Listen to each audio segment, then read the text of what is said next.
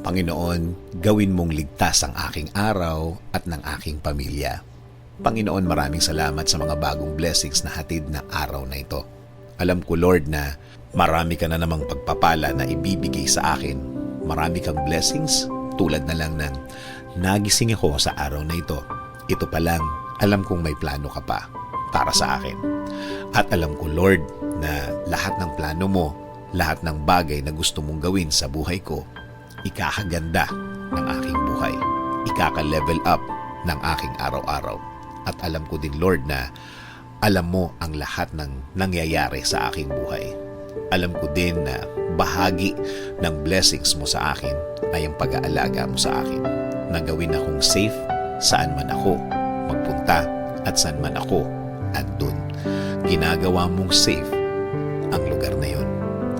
At alam ko, Lord, na since ikaw ang nangunguna ng aking buhay, alam kong patuloy mo akong i-guide sa mga darating na araw at panahon at sa lahat ng aking gagawin sa mga susunod na araw, linggo at mga taon na darating sa aking buhay.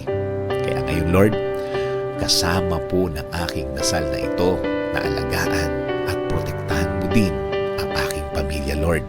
I-bless mo sila sa lahat ng kanilang gagawin at pupuntahan. Patuloy niyo po silang i-guide at gagawing blessed kahit saan man sila magpunta. At alam ko din, Lord, na meron ka ding magandang plano para sa kanilang mga buhay. Alam kong i-guide mo din sila sa araw na ito at patuloy mo silang babantayan sa lahat ng pagkakataon ng kanilang buhay. Patuloy niyo pong pasukin ang aming mga buhay.